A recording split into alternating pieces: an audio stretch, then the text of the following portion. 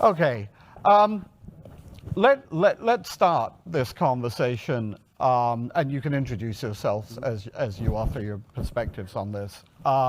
Let's start this conversation by asking what has changed over the last couple of months from abortion is going to define the entire election and carry Democrats to a huge surprising victory where they keep the House by like maybe one seat and win the Senate by one seat, to oh my God, it's all over for Democrats, gas prices are too high, and there's too much crime in big cities, and we're facing a tidal wave of red. No, why don't you start? I will start. So I am Rodell Molyneux. I'm a co-founder of Rock Solutions, which is a public affairs firm in Washington, D.C. Just a little bit about myself. My career spanned the last 25 years. I've worked in public service for 3 different United States senators, including Senator Harry Reid when he was the Senate Majority Leader. I've worked on political campaigns across the country, Senate and presidential, and 7 years ago started Rock Solutions, where we work with a lot of Fortune 100 trade associations and nonprofits, mostly here in Washington, D.C. So to answer your question, and Paul, we talked a few months ago, and I think I said this when we talked a few months ago. Had we talked a few months before that, I've been pretty steady in what I've been saying, and I know that there's a lot of noise out there. But if you'd have asked me in January, I'd more or less say the same thing that I'm saying now. Due to redistricting, due to the number of retirements in the House side, and just due to the fact that gas prices are high, that there is inflation, that it was going to be a very slim chance that Democrats were going to keep the House of Representatives, and I'd still say that. I would have said that in January. I would have said that in when we talked. I did say that in August, and I'd say that now. The Senate is a little bit of a different beast. 1, they have more money to communicate.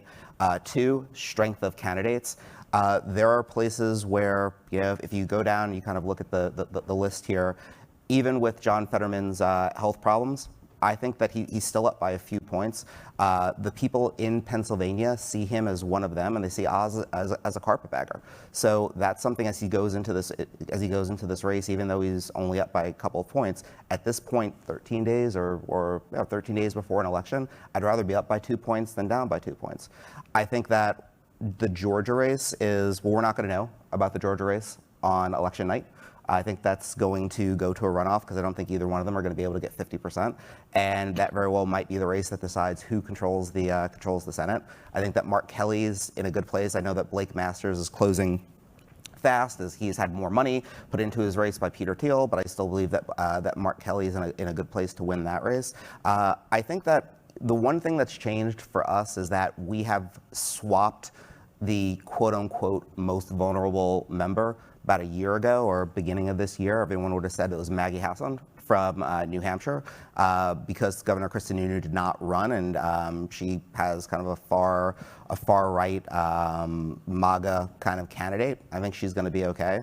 I think probably our toughest road is Nevada with Senator Cortez Masto, and a lot of that has to do with the fact that COVID hit especially Las Vegas, extremely hard. They've double-digit unemployment right now. They haven't recovered, and a lot of places in this country haven't recovered, but they are really hurting. And that's going to be and then also the last couple of years, it's hard if it doesn't matter whether you're a United States Senator or member of the House, it's been hard to campaign through COVID. And Vegas is one of those transient places where every 6 years you're reintroducing yourself to at least a third of your electorate. So she has a really hard road. It's not to say that she can't do it. The Democrats have a really good machine there. Anyway, this is all to say that I do believe that the Democrats have a chance of keeping the Senate. I think that it is going to be very hard, if not impossible, to for Democrats to keep the House. I think that there will be divided government. And then if you're looking towards 2024, and there are a few governor's races that matter at least to Democrats. I think we are going to win Pennsylvania. The Republicans made a mistake in who they nominated there. I think we're in a good place to win in Wisconsin, and I think Whitmer's going to beat Tudor Dixon in Michigan. And those three are extremely important to us because that's our path to victory in 2024. And I'd much rather have a Democratic governor in those seats than Republican governors. Erin, same perspective in terms of what you think the outcomes will be, or? Yeah, I mean, sure. So I'm Erin Mead. I work now at the Bipartisan Policy Center, which is a bipartisan think tank based here in DC. We work on a bunch of... Sounds like the loneliest place in the world. It's a great community of people. It is a fun place to work in that it is, a lot of people think bipartisan, everyone is in the center, and that is very much not the case, but it's a place where you actually can find people who want to have those tough conversations about, well, like, I think this and you think this, and what's the middle ground, or where are the places we can agree? Why do we disagree? What can we compromise on? And we come up with those real solutions and work with Congress and all administrations to implement those. I agree with most of what Riddell said. I think I'm from Pittsburgh. I went to school in Wisconsin, so I have a real connection to both of those. I also worked for Senator Russ Feingold, who lost to Ron Johnson in 2010, so I have really deep connections to that particular Wisconsin Senate seat and to that race. I think what is always true and what is truer in our current rapid cycle of news and media and constant information flow is that nothing is permanent. So, like, yes, it's only 13 days, but 13 days, like, literally anything could happen. I don't think people who care the most about Roe and Dobbs have not forgotten it. I think it will continue to be a reason to show up to polls. And I think what is tricky for both parties is to communicate what actually the solutions are. Inflation is terrible. It is hurting millions of hardworking Americans. There's not a lot the federal government can do about it in the immediate term, right? The Fed is trying to create a soft landing. There's not a lot that either party can do on January 4th, 5th, 6th, 7th, tomorrow, in between, to change the current state of the economy and the conditions of real Americans.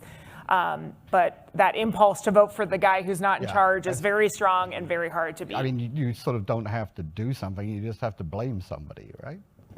Well, sorry, I would hope that we look for opportunities to do things. We can blame people as part of that. That is what politics is. I'm not so optimistic that I don't think blame is part of it. But Steve, what do you see?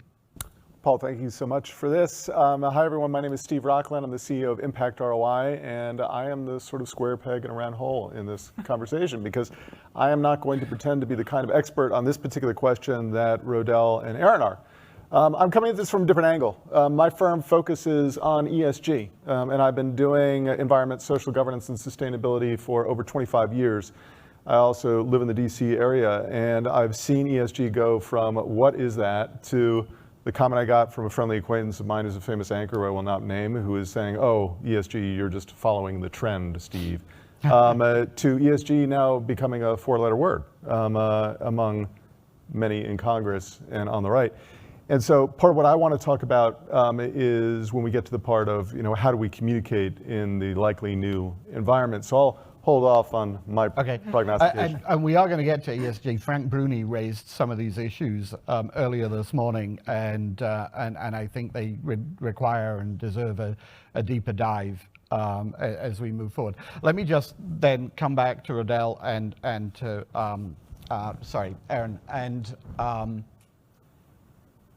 ask you whether you think that the change that has taken place, whether it's been dramatic or incremental over the last couple of months, has been bad messaging on one side, good messaging on the other side?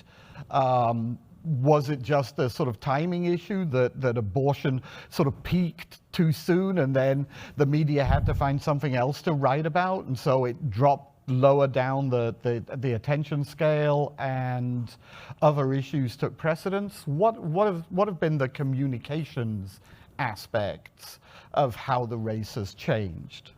I have many thoughts, but would you like to start? Sure. I think I hate to talk about something as significant as the Dobbs decision as, a timing or communications thing, but the timing probably could have been better for Dems. I think the question, though, of messaging really, I mean, I'm going to sell out my profession a little bit and say, I don't think messaging is the biggest problem. I think messaging really helps campaigns. I think it can really hurt campaigns.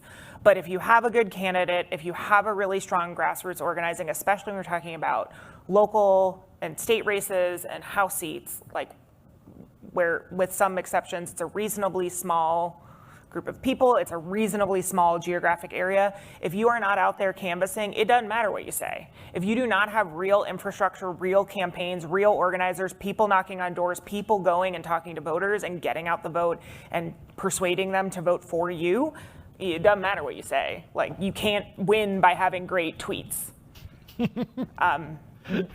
Tweets are very important. Social media people are great. That I suspect is the headline right there, but thank you. So I think, Yeah. Yes, I think media is always looking for what can we write about that's going to get clicks, get attention, and breaking into if gas prices go up a cent, that's 5 days of news, even if they've gone down 20 cents in the last 3 weeks. So it's really hard to compete with that, but Riddell can probably. Well, I was gonna say, I remember when my family wasn't gonna get their Christmas presents last year. I mean, I saw it on the news, at least for 3 weeks straight, and lo and behold, I think everyone had a really Merry Christmas. At least I hope they did. So listen, I think a little bit of this is, we do have media that looks at this as what's up and what's down, and that's part of their job. But I'd also say that the voters that we're talking about here aren't necessarily reading the Washington Post, they're not reading the New York Times, and they're not necessarily watching CNN or Fox, or at least they're not watching the debates and they're not watching the horse races. There are things that have, at the beginning of the year, I think that this election was more of a referendum on Biden and the Democrats. I think that the Dobbs decision made this more of a choice, but gas prices still remain high. Inflation is killing a lot of people in the Midwest and in the South, and all over for that matter, but in swing districts where this is what they care the most about. And so, as I look at it, if from where we were in January to where we're in October, I think Democrats are actually in a better position. And then we'll see how it's going to play out. The one thing that we don't talk about, and I've been noticing this in all of this, is there are the polls, and there are folks like me, on one side saying this and the other. A couple things. One is that voting has already started in many of these states, and I look, for instance, as a Democrat, the fact that even though there have been some troubles in Georgia, I mean, their voting numbers right now in their early vote are sky high, and that's actually good for Democrats, because we traditionally do better at on early vote. The other thing that we're not talking about is that, yes, I think money in politics is important. I think having the money to get out there, run ads, so on and so forth. But you also got to turn people out, and no one's really talking yet about the field operations of any of these candidates. Do they have folks on the ground? How long have they been knocking on doors, handing out lit, and really kind of getting folks jazzed about voting in these elections? Because I think that, especially in some of these, Pennsylvania is going to be close. Georgia's going to, even though I don't think either one is going to get to 50%. That's going to be close. And as much as advertising matters, so is that activism, that one-on-one, door-to-door activism. And I think, I'll just add that I think in Georgia, the sustained grassroots organizing that you've seen on the left over the last 4, 5, 6 years is part of what we're seeing in those early turnout numbers. That isn't magic, right? That's that field operation. No. And it's not, but I mean, the messaging is important, but those field ops are so important. Okay, so we're exactly halfway through the panel, which is very appropriate, because I'm going to switch from, obviously, we're all, to one extent or another, personally invested and interested in who wins and who loses and how this comes out, and we all think it has fairly serious implications for the future of our country, or your country. Yeah, I'm distancing myself already. But it also has professional implications for the people in this room who are communicators, whose companies are increasingly involved in political issues. Again, Frank Bruni from New York Times, former New York Times columnist, was here this morning and had some really interesting things to say about companies taking a stand on issues and being prepared for the political backlash, and also the shift that has taken place over the last 4 years from, and we talked about this on our podcast, from where Republicans were the party of big business and were the party of free markets to the point where Republicans are now taking some fairly extreme actions against companies that speak out on gay rights, companies that offer their employees options to go out of state for healthcare, and companies that are investing in ESG. And so I'll come to you because one of the things that Frank said was that there seems to be this divide between a genuine belief in the financial community that ESG is a business issue that needs to be taken seriously as a business issue. Started with BlackRock and has now spread, I think, throughout the investment community. To a notion on the right that actually ESG is an example of, and God, do I hate this phrase with a passion, woke capitalism, that it's actually companies trying to promote their liberal agenda without any concern for the bottom line, but just because companies are, these crazy leftists, angling for societal change. As somebody who's been invested in this area before it was fashionable, and certainly before people started accusing it of being woke, where do you see this playing out? And how are companies going to respond to this? Are they going to throw up their hands and say, this is too much trouble? Or are they going to stick to their guns? Or what are the options now? They absolutely shouldn't. And also the Republicans shouldn't steer them away from this if they know it's good for them, not even in the long term, but the medium term, if not short term. And this is why there is a strong business case for what is called ESG, and all the issues you were talking about fall under the umbrella of ESG. And the business case really isn't that difficult to understand. There's two real reasons why it's so important. Number one is the dismantling of the regulatory state over the last 40 to 50 years. It means that can we trust businesses to police themselves? ESG is that only answer right now. Secondly, cynicism that has been developed from the young boomers to the Xers to some of the millennials. It's changing a little bit with the advertising on social media, but cynicism about advertising. Can we believe the claims that companies make about their products and services? Can we trust them? And actually, no, people don't really trust all these things. Do we think it's new and improved? Do we think that it will, our white shirt will make our lives better and that, everything will open up, the heavens will open up for us? No. So companies that actually are very good at communicating that we care about environment, social, and governance issues can be trusted. That can be trusted from a regulatory standpoint and can be trusted in terms of the products and services they have in the marketplace. And what does that lead to? My firm has done some of the leading research on this. That leads to a boost in share price of up to, not necessarily this high, but up to 6%, revenue boost by as much as 20%, and reduced employee turnover by as much as half. So it's a good idea to do this. It's a good idea to communicate this when you're meeting with Republicans who are trying to make a sort of show example of this, a show trial of this. The other thing is that who cares about the term ESG? I've been in this field for over 25 years, and I can tell you that if I post on LinkedIn with my network that I'm advancing some ESG study, I will be flamed by ESG thought leaders who think the term is from the spawn of the devil. Already thought leaders in ESG are rejecting their own term. That's what we do in this field.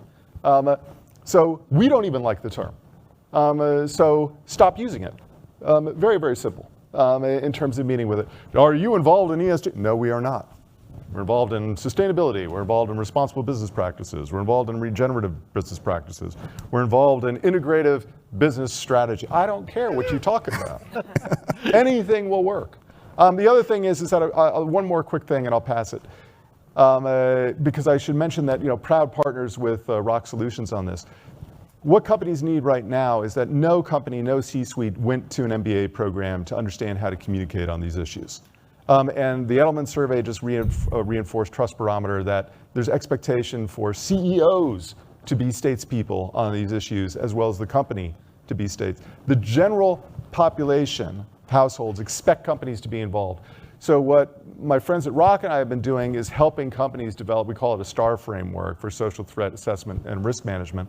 And what we've been doing is, here's how you need to align what you say and what you don't say. You don't need to respond to everything. It's got to be related to who you are as a business. If we have more time, we'll dive into it. But please, Aaron and Rodell. I will, yeah, so I think part of this is, and to Frank's point, Paul, I didn't see the panel, but I think separating the noise from the reality, and I think there are a few things here. One is that a lot of this anti-ESG corporate wokeism is actually being fueled more on the ESG analysis side as it pertains to financial investments, right? So that's really where you're seeing more of this, should JP Morgan or should Goldman Sachs or should this bank invest or not invest in fossil fuel companies, or should they use ESG analysis when they make those decisions, or should they not bank with gun manufacturers? I think that's really what's driving a lot of this. Then from there, you have a kind of cadre of Republicans that are just saying, hey, I thought we're kind of on the same page here. Now I open up my newspaper and every other day that you are coming out against something that we're trying to do. And we saw that in Georgia. We saw that in Florida. And for those companies, the question is not whether you should respond or not respond. And to Steve's point, I really do think that everyone needs a framework to why they're responding, when they're responding, and making sure that all their business lines are in order. I'm here in Washington, D.C. I think one of the worst things, and it doesn't matter to me whether a company responds or doesn't respond, but if a few people in the C-suite make a decision that they are going to respond to this for whatever reason, and they've left their government affairs people in the lurch, well, those are the folks that are going into these congressional offices and these Senate offices asking for things for your company. So making sure that everyone from the top to the bottom understand the decisions that you're making. And then the third is that I just think we should never assume, I don't want to get in trouble here, but we should never assume that the people that we elect to Congress are smarter than the average bear. And what I mean by that is there are folks in Congress, if you were to go and say, give me a definition of ESG, give me a definition of sustainability, and they would struggle just as much as if any man on the street or woman on the street throughout the country. So I think that it's incumbent upon companies to have conversations with especially new members of Congress of what exactly ESG, or to Steve's point, whatever it is that you're going to call it, what it is that you're doing, why it's important, and more specifically, why it's important to the districts that they represent. We had to do a similar kind of thing in 2018 when Democrats took over the House. There were a bunch of people that coasted in on the fact that there was a lot of unhappiness with Trump, but there was an underlying, as part of that, you started seeing Democrats they stopped taking corporate PAC money. There was a lot of corporations are evil and greedy and so on and so forth. And we started talking with corporations right after 2018 where it's like, listen, you need to start having this conversation with these Democrats of what are the things that you're doing, what are the good things that you're doing in these districts that they're going to care about. Doesn't mean that they're going to all of a sudden agree with you on tax policy or on labor policy, but it's a lot easier to start a conversation with somebody when they don't hate you. And I think that's something that companies are going to have to redo. I don't know if it's the same exact formula as what we did with Democrats, but I think we're going to have to redo that with some of these Republicans that are coming in, because I do think that there are ones that will listen. I'm sorry, that raises another issue for me I want to touch on, which is in the wake of the insurrection, a lot of companies, a long list of companies, made it clear either that they were not going to donate money to members of Congress who had supported in one way or another the insurrection, or that they were more commonly just going to stop giving money to politicians in general because of what had happened. That lasted what? 3 months, 6 months, maybe, before the money opened up again. Is it unreasonable to expect companies to sort of pull back from the process a little when they have so much at stake? And secondly, is it even desirable? Because, you know, my suspicion is that money will find a way into the process anyway. There's some sort of natural effect there that we can't fight again, and it'll just be darker and less transparent and more insidious than it ever was.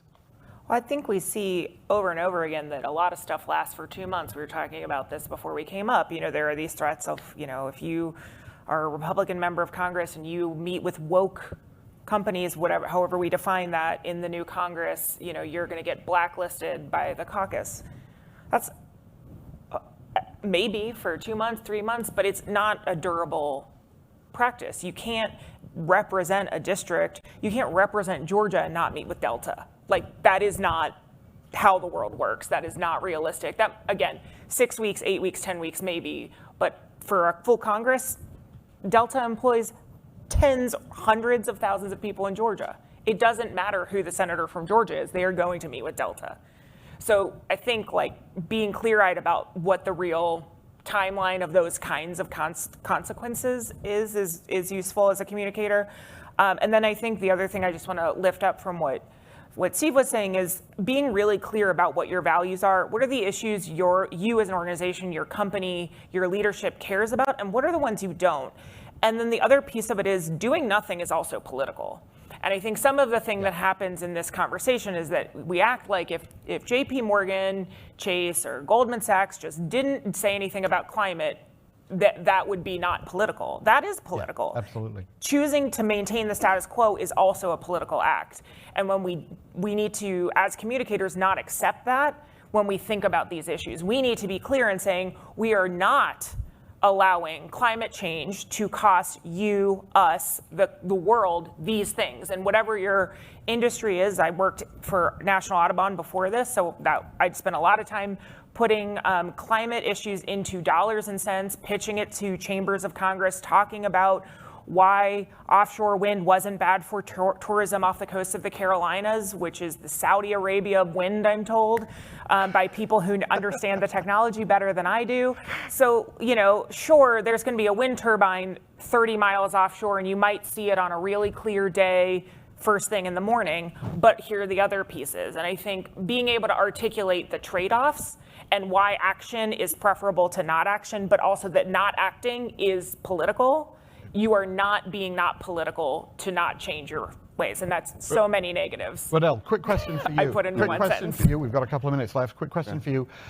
Normally, if we were having this conversation, we would be talking about this is the legislative plan that's going to affect the healthcare industry. This is the legislative agenda that Republicans are going to bring into the House that's going to affect technology or consumer goods or various sectors. We're not having that conversation. Is that because there's no legislative agenda, there's no regulatory agenda, there's just a let's impeach everybody that we don't like and hold investigations into companies that are too woke? Well, I think that, listen, I don't see this as a policy risk. There might be others that disagree with me. I don't see this as a policy risk for brands and companies, but I do see it as a reputational risk, and I see it as a communication risk. I think that there will be a myriad of, I wouldn't call them investigations, but they're hearings on ESG. I think that especially this piece about who banks decide to do business with, I think that has legs. There actually are a couple of pieces of legislation. Marco Rubio has a piece of legislation. I don't want to misrepresent it, but it's allowing shareholders to sue companies for some of their. I think the way that he phrases it is we just want to give them more power to challenge what some of these companies are doing on their investment side. And I believe there's a companion piece of legislation on the House side. Is that going to get 60 votes? No. Is it going to get a vote in the United States Senate? No. But there'll be hearings on it, and there'll be news on it, and companies will be asked to talk about it. So that's how I look at this. The one last thing, since you brought it up, there are a lot of, and I don't want to be glib about this, is that this is going to be a reoccurring theme in the next Congress. But there are other things that are on the plate. Hunter Biden. Impeaching somebody. I don't know who they're going to impeach, but they're going to impeach something. Debt limit. I'm sure there are going to be some economic things as well. Inflation. The investigating the withdrawal of Afghanistan. So it's going to be a very noisy 2 years in the running up to the 2024 election. I think this is only one thing that we'll be talking about, but to many of the folks in this room and to many of the companies around the country, I understand why it's as important as it is. Steve, I'm going to ask you one quick question and give you an opportunity to take us out on a cheerful note. The future for ESG, short-term and long-term. You're asking me to take us out on a cheerful note? The future of ESG, I mean, I'm very, very bullish on ESG. I think it's one of the most untold stories, remarkable innovations, social innovations that's gone on over the last 30 decades. You've had a situation where business, labor, and civil society is basically negotiating a global regulatory framework in absence of government. And it's kind of working very, very, very, very slowly. And it's going to continue because there's no alternative. Okay, so that's a thank you. Cheerful. That is phew. Thank God there's no alternative. We find a way to screw it up if there was. Thank you very much, Rock Solutions. Thank you, Aaron. Thank you, Steve. Thanks for a great panel.